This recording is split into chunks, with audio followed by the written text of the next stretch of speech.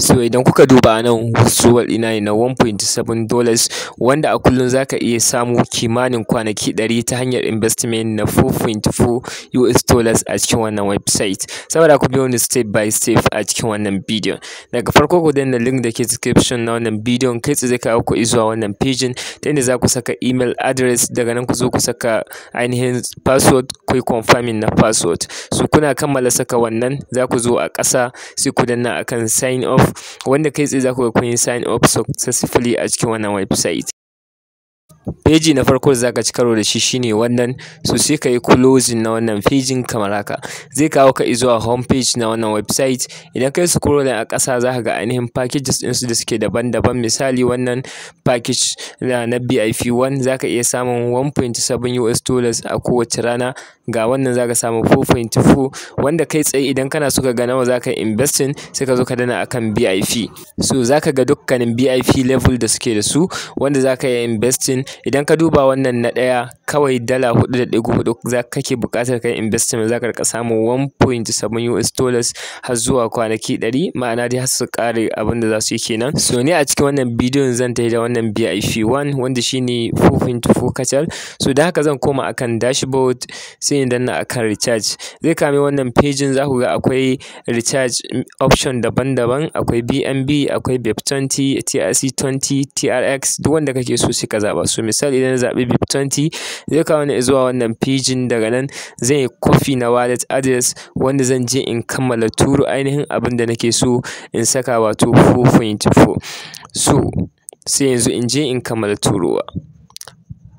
Bayan na kammala turowa zan dawo a wannan pejin sai in danna akan recharge complete. Zan nuna cewa recharging yayi successfully. So kai tsaye idan nayi back na dawo za ku ga cewa ga ainihin dalolin nan sun aza min nan kamar haka. So kai tsaye yanzu sun yi min unlocking na wannan ainihin VIP 1. So ba buƙatar sai na je na saya, kawai zan zo in danna akan tax. Idan na danna akan tax za ku ga to complete. So sai in danna akan wannan button, za ku ga ya loading kai tsaye cewa na kammala wannan tax ɗin. Da na koma akan dashboard ba ta da ɓata lokaci ba, za ku ga cewa ga ainihin balance ɗina nan ya ƙaru. So a yanzu kai tsaye za mu je domin withdrawal. Da haka za mu danna akan withdraw, zai kawo mana wannan pejin. So idan kuka duba ga nan zan iya withdrawal ta BNB, so kawai ka zo ka zaɓi BIP20 saboda BIP20 shine yafi sauƙin lamari a nan. So idan na zaɓi BIP20 a yanzu kai tsaye zan koma a cikin ainihin Bybit ta inda zan kwafi wallet address. Za ka yi amfani da duk wallet ɗin da kake so. Don haka idan kuka duba wannan BIP20 wallet address kenan, zan yi kwafin shi sai in zo in yi ainihin pasting a nan.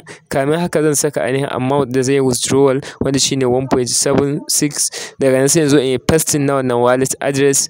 In yi pasting ɗin shi sai in zo in saka password ɗina wanda na ƙirƙira na yin login kenan. Daga nan sai in yi submitting, in yi confirming, wanda kai tsaye za ku ga withdrawal success. So a yanzu idan na koma a cikin ainihin Bybit, idan muka duba za mu ga cewa ga wannan pending deposit pending.